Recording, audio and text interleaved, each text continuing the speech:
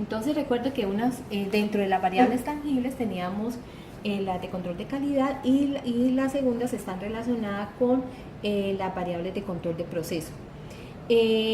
Por definición, nosotros tenemos que una variable de control es aquella cuya manipulación me va a optimizar la eficiencia de conversión de una materia prima hacia un producto terminado. Esa variable puede ser química, puede ser física o puede ser microbiológica. Esa variable generalmente cuando uno va a elaborar cualquier tipo de producto debe ser primero estandarizada a nivel de laboratorio a través de una metodología que se llama metodología de optimización, en la cual se utilizan herramientas estadísticas como lo es el diseño de experimentos acompañado con las curvas de superficie de respuesta, en donde nosotros encontramos para cualquier tipo de variable de control el valor en el cual nosotros tenemos el mayor rendimiento de obtención de un determinado producto. Cuando nosotros tengamos ese valor, entonces si nosotros tenemos a nivel de laboratorio, se debe entonces empezar a escalar para ir ajustando esa variable hasta que ya nosotros lleguemos a una capacidad instalada equivalente a la que se utiliza en la industria, donde se termina, digamos, de estandarizar esa variable de control. Cuando nosotros hemos logrado eso, es posible entonces que nosotros pasemos de procesos por lotes a procesos en continuo, y esa variable entonces generalmente se puede ya controlar por un elemento manual o por un elemento automático. Nosotros vamos a ver que existen instrumentos muy diferentes para cuando nosotros solamente necesitamos censar o medir el valor de la variable, a si esa misma variable nosotros la necesitamos controlar. Son elementos totalmente diferentes, como nosotros lo vamos a ver a continuación. ¿Cuáles son las variables que se controlan? Nosotros ya hemos visto, digamos, casi que en los diferentes procesos industriales que vimos en el corte pasado, que las más importantes son la temperatura y la presión, pero también hay otras como el tamaño de partícula, como el pH, como la relación de fases, el tiempo, las propiedades organolépticas y las velocidades de agitación, que también son muy importantes en cualquier tipo de proceso. Bueno, eso entonces está relacionado con lo que son las variables tangibles. También habíamos visto que habían otra serie de variables que son las variables intangibles. Estas variables intangibles entonces son aquellas que me afectan un proceso, pero yo como humano, como operario, como supervisor, como ingeniero del área de proceso no las puedo controlar. Ustedes se han dado cuenta que muchas de las instalaciones a nivel industrial están a la intemperie. Específicamente, por ejemplo, podríamos nosotros pensar en una torre de destilación. Una torre de destilación, ¿de qué está construida la carcasa? Es de un elemento metálico. Ese elemento metálico está expuesto a todos los efectos medioambientales que haya en el entorno. Es decir, que si hay mucho sol, el elemento metálico se dilata, pero si hace frío se contrae. Eso va produciendo en el tiempo un agotamiento en el metal, que lleva a que pueda, digamos, con esas dilataciones y contracciones, desestabilizar los componentes internos que tenemos dentro de las torres, como los platos, por ejemplo.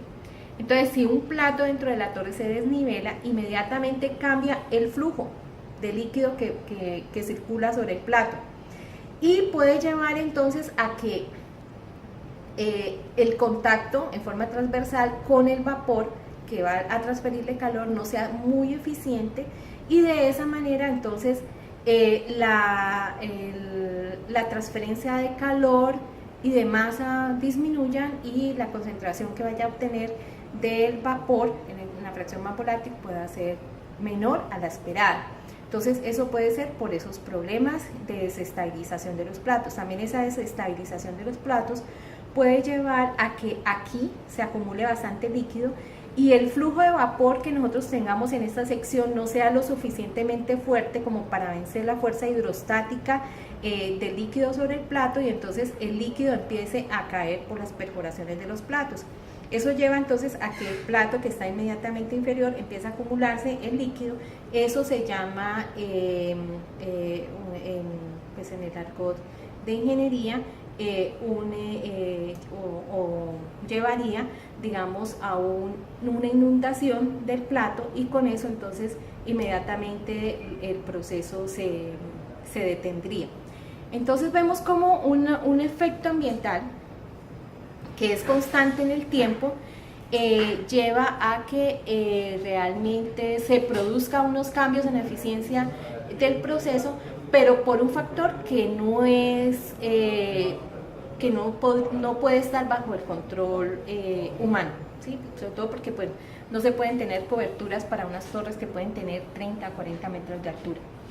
Otro ejemplo que yo pongo relacionado con estas variables intangibles está relacionado, por ejemplo, cuando se efectúa un cambio de operario dentro del proceso. Por muy bien que esté capacitado ese operario, con toda seguridad al comienzo, o quién sabe durante cuánto tiempo, vamos a tener un producto con unas especificaciones un poco diferentes del que tenía el anterior operario. ¿Por qué? Por ejemplo, yo siempre menciono que si nosotros, si tendríamos aquí a 5 de ustedes, yo les doy exactamente los mismos ingredientes para elaborar una deliciosa torta de chocolate. Les doy la mantequilla, les doy la harina, los huevos, el bicarbonato, el azúcar y además de chocolate. Los ponemos a que cada uno paso a paso empiecen a elaborar la torta. Utilizamos el mismo horno para hornearla.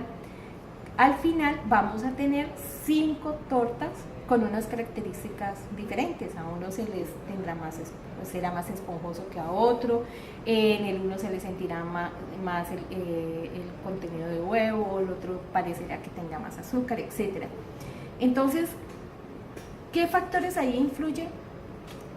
Puede ser la manera como se mezcle, a veces dicen que la misma química que la persona tenga con respecto a lo que está haciendo puede influir, y eso mismo también se ve a nivel industrial. Entonces es una variable que me afecta el proceso, pero que simplemente nosotros no estamos en capacidad de controlar. Entonces a esto se le denomina lo que son las variables intangibles. Bueno, entonces a modo de recordación, entonces nosotros tenemos acá que para las diferentes operaciones, por ejemplo como la destilación y la evaporación, las variables de control de proceso que más le afectan es la temperatura y la presión. En el caso de la lixiviación, además de las anteriores, también es muy importante el pH. Yo ya les había mencionado que en el caso por lo menos de la hidrometalúrgica es muy importante este parámetro, porque dependiendo del pH se pueden extraer más unos elementos metálicos que otros.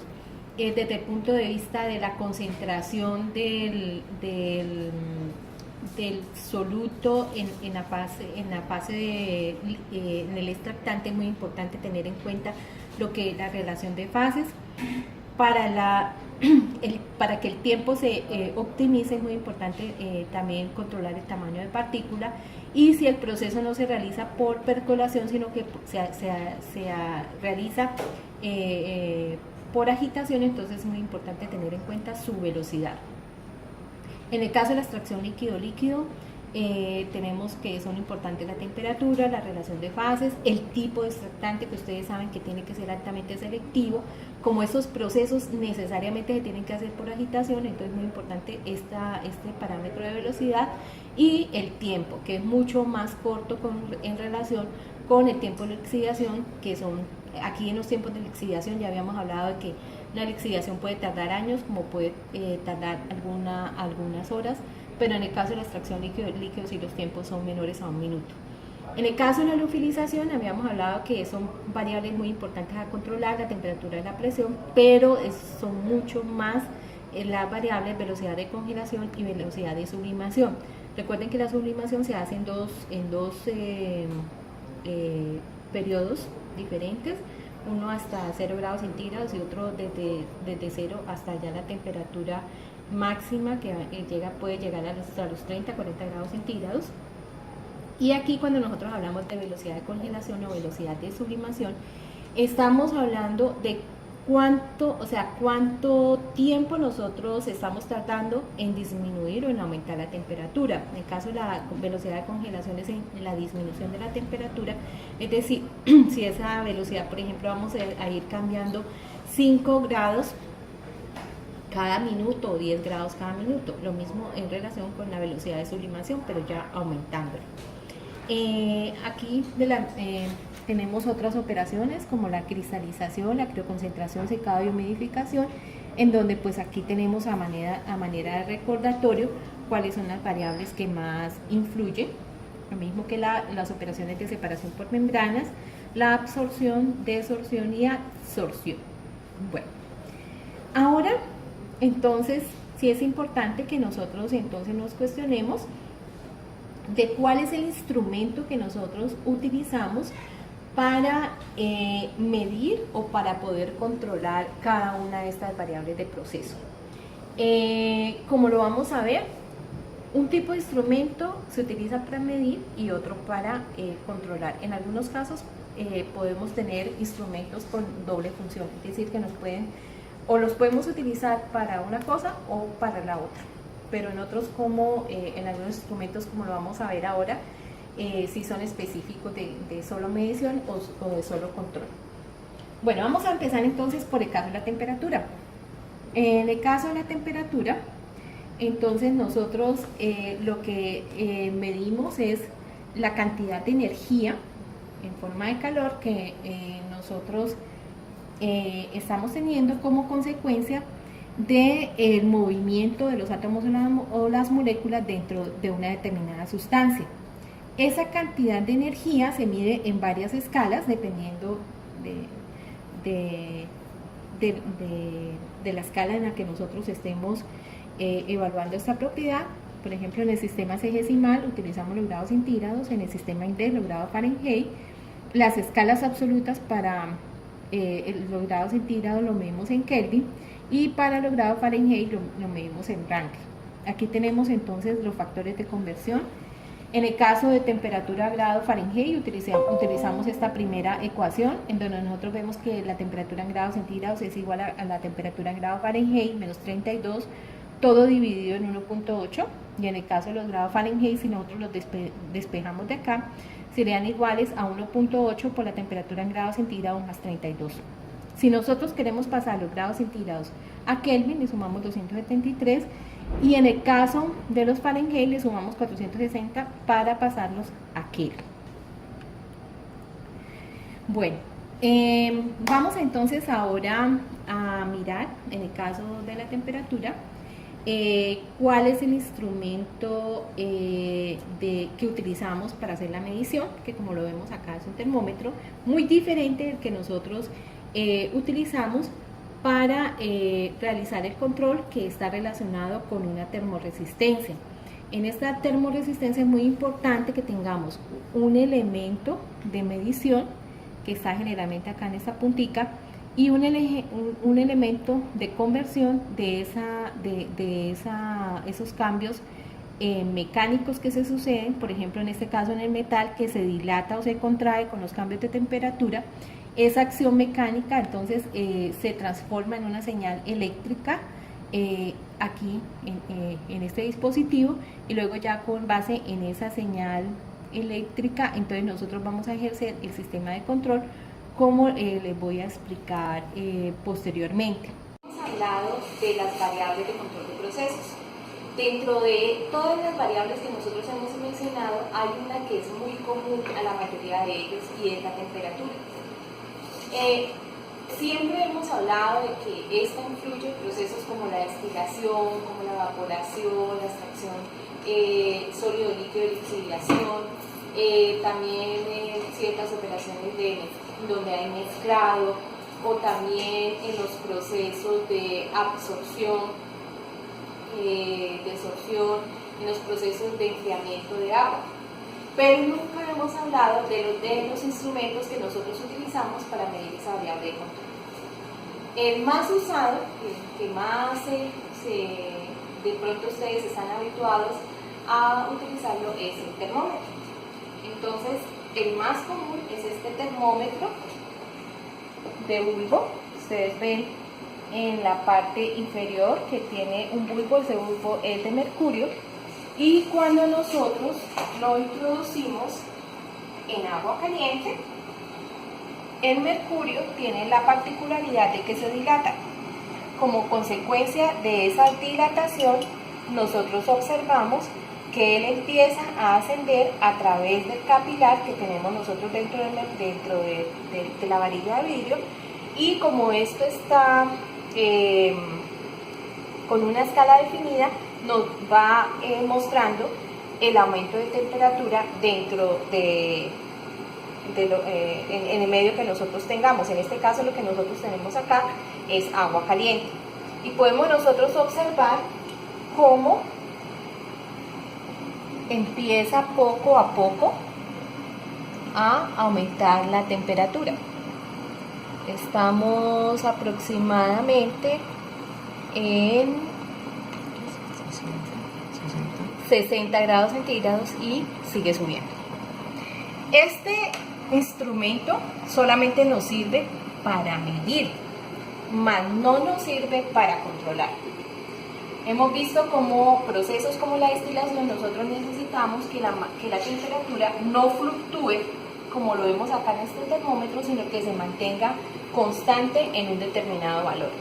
Entonces, en ese caso, ya no hablamos de instrumentos para medición de temperatura, sino hablamos de instrumentos para control de temperatura. Y en este caso, ya el elemento que mide y controla es totalmente diferente. De ese instrumento hablaremos entonces más tarde. Ya habíamos visto dentro de la variable de temperatura el instrumento que nosotros utilizamos para medir la temperatura, que fue el termómetro.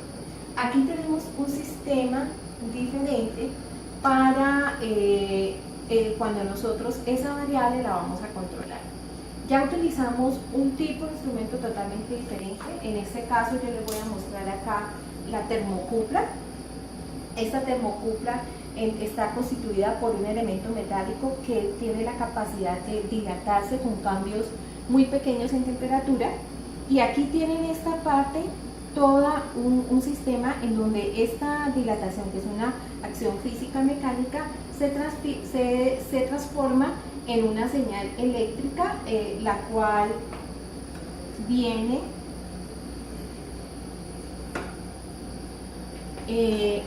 a compararse acá frente a un valor que nosotros hemos tenido establecido. Por ejemplo, aquí nosotros, bueno, en general, aquí les muestro un reactor como los que comúnmente se utilizan en el proceso de fermentación.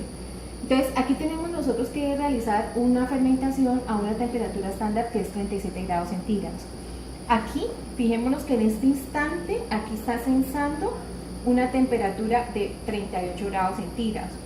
Hay una diferencia de 1 grado entre lo real y lo deseado. Entonces, eso lleva a que se haga una acción sobre una resistencia eléctrica. Yo no sé si ustedes aquí lo alcanzan a ver, es esta de acá, que nosotros tenemos dentro del reactor para ejercer ese calentamiento. Entonces, por ejemplo, aquí ya vemos que la temperatura subió a 39 grados centígrados, entonces inmediatamente se compara la señal deseada con la señal real y se ejerce una acción, en este caso sería sobre la resistencia eléctrica, para que ella se apague y ya impida que la temperatura se siga subiendo. En ese momento se tiene que estar ejerciendo ese sistema de control. Entonces vemos cómo es muy diferente el instrumento que se utiliza para medir una variable física como la temperatura y otra el que se utiliza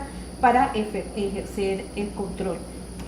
Vuelvo y les digo, en el caso de la temperatura sería la termocupla, que es la que nosotros tenemos acá.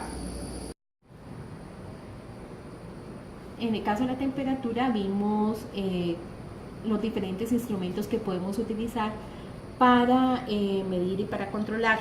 Específicamente en el sistema de control, nosotros tenemos que establecer estos parámetros para la selección del mejor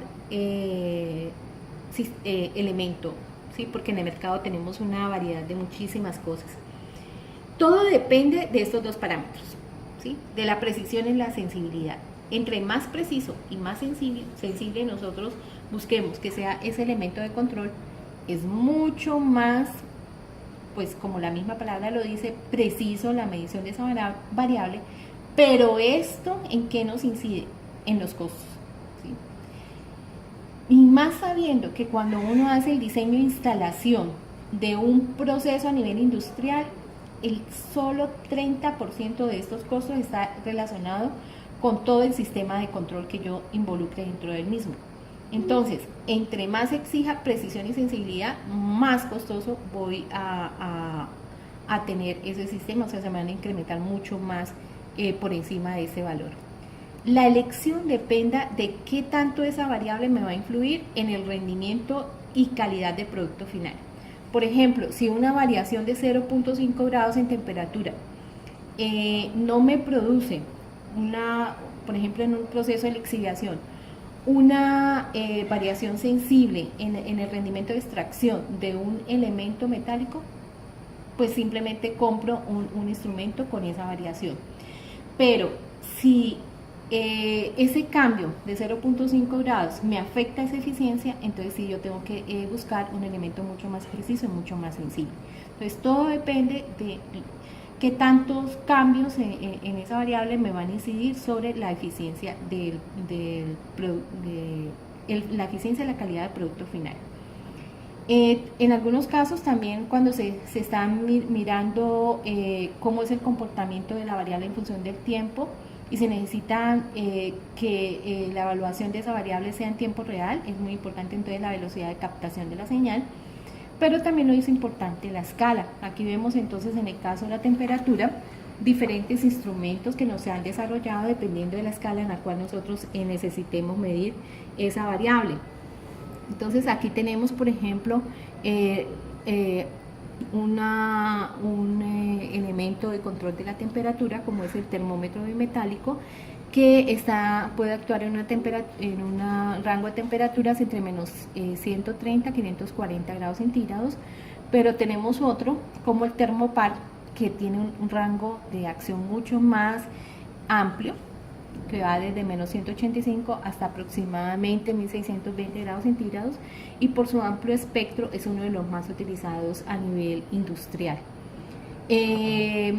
Ese termopar es el que yo les mostré en el caso del bioreactor, pero también tenemos otros como los pirómetros que se trabajan sobre todo en altos hornos, porque fíjense que podemos nosotros usarlos a unas temperaturas tan altas como los 4200 grados centígrados. En el caso de la presión, que sabemos que es la fuerza por unidad de área, que se mide en kilogramos fuerza por centímetro cuadrado, libra fuerza por pulgada cuadrada, eso es lo que se llama PSI. Nosotros evaluamos o medimos esa presión en relación con un punto de referencia que es la presión atmosférica. Cualquier tipo de presión que esté por debajo de la presión atmosférica se denomina presión de vacío, y por encima de la atmosférica es la manométrica, de tal manera que la suma de la presión atmosférica más la presión manométrica es lo que se denomina la presión absoluta, como lo vemos nosotros acá.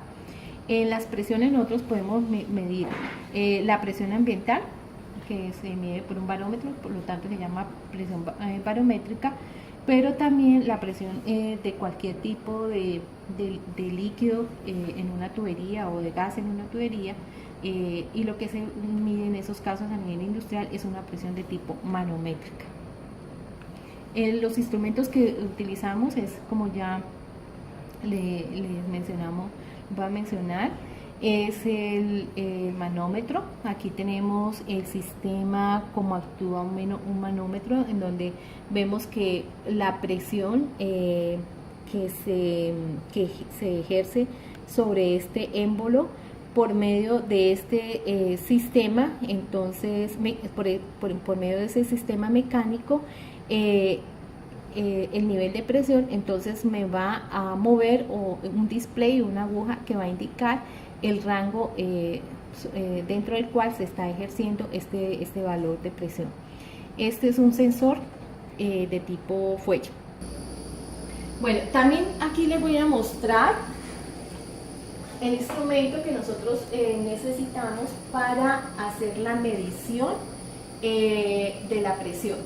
En este caso, entonces, tenemos el manómetro. Aquí tenemos diferentes manómetros para medir la presión. En este caso, la escala que nosotros tenemos acá, la externa es en bares, va hasta 2 bares, y la interna, que es esta de acá, va hasta 30 PSI, que es el sistema de medición de la presión en el sistema inglés. Entonces aquí tenemos este manómetro, que lo que nos mide es el flujo que está entrando de gas a los diferentes sistemas. Aquí generalmente utilizamos el nitrógeno para los reactores. Pero cuando nosotros queremos no medir la presión, sino efectuar el control de la misma, entonces ya tenemos otro tipo de manómetros, como es el tipo Burton, como nosotros lo vemos acá. En este Burton, entonces, simplemente una acción mecánica y como similar a la que yo les había explicado anteriormente, se transforma por ese sistema de fuelles y por la acción de esta bobina en una señal eléctrica. Y esta señal eléctrica entonces es la que va a un sistema de control. También nosotros vemos que también tenemos diferentes tipos de instrumentos dependiendo del rango de presión que nosotros queramos medir en el sistema. Tenemos instrumentos que solamente los podemos utilizar para presiones por encima de la atmosférica, como es el caso específico de los piezoeléctricos, que también son muy utilizados, y los tubos Burton, cuyo principio también es muy usado a nivel industrial. Pero vemos que tenemos otros sistemas para cuando nosotros queremos medir presiones de vacío, sobre todo por lo menos en las torres de destilación, que operan a esas condiciones, en donde vemos que ya son otro tipo de instrumentos los que debemos nosotros utilizar, como los termopares. Bueno, y ya relacionado con especificaciones de calidad, tenemos otros instrumentos que los podemos utilizar, como en este caso de la densidad, en el cual nosotros utilizamos instrumentos como la probeta, como el pignómetro y el densímetro, como lo vamos nosotros a ver ahora en el laboratorio. Propiedad sobre todo para evaluar la calidad de ciertas sustancias, es su densidad. En este caso, por lo menos nosotros tenemos acá una solución de etanol. Para saber si esta sustancia es pura o no lo es, nosotros podemos evaluar una propiedad física de ella, como es su densidad. Para medir la densidad, entonces, hay diferentes metodologías. Una de ellas es la probeta, que es el que más se utiliza, digamos, como rutina en los laboratorios de las diferentes empresas donde hay procesos industriales. Consiste en tomar el peso vacío de una probeta, luego introducen dentro de esa probeta la solución hasta un determinado volumen fijo, pueden ser 50 mililitros, vuelven y pesan la probeta con el volumen que han introducido dentro del recipiente y pesan la probeta con esa sustancia. La diferencia de peso con el peso de la probeta vacío dividido en el volumen, que fueron los 50 mililitros, nos daría la densidad de esa solución. Esa densidad en función de la temperatura. Entonces nosotros con el termómetro tenemos que registrar la temperatura a la cual nosotros estamos dando el valor de la densidad. Pero realmente este instrumento que se utiliza no es muy exacto, no es muy preciso, y en el caso de buscar mayor precisión, entonces se utiliza otro instrumento que es el pignómetro. El pignómetro ha pasado ya por metrología, y en metrología han grabado en arena el volumen exacto de este recipiente. La metodología que se utiliza para medir la densidad es la misma de la probeta, eso lo vamos a ver en unos ensayos de laboratorio. Tomamos el peso vacío del pignómetro, luego introducimos la sustancia, luego volvemos y pesamos el pignómetro con la sustancia, y la diferencia de peso del peso del pignómetro con la sustancia menos el peso vacío dividido en el volumen que está aquí referenciado nos da la densidad. Igual que en el caso anterior, nosotros tenemos que tomar o referenciar a qué temperatura nosotros dimos la medición de esa densidad.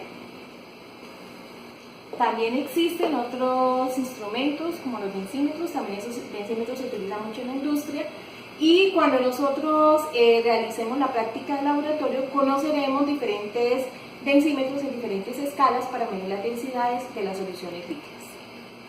Que sea, nosotros utilizamos instrumentos como el que vemos acá. Este se llama una balanza.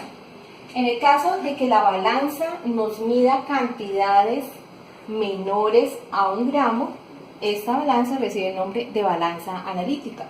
Si nosotros ya medimos cantidades superiores a 1 gramo, entonces ya lo que utilizamos son grameras. Entonces ese es básicamente el instrumento que nosotros utilizamos para cuantificar el peso contenido en la masa de cualquier tipo de sustancia.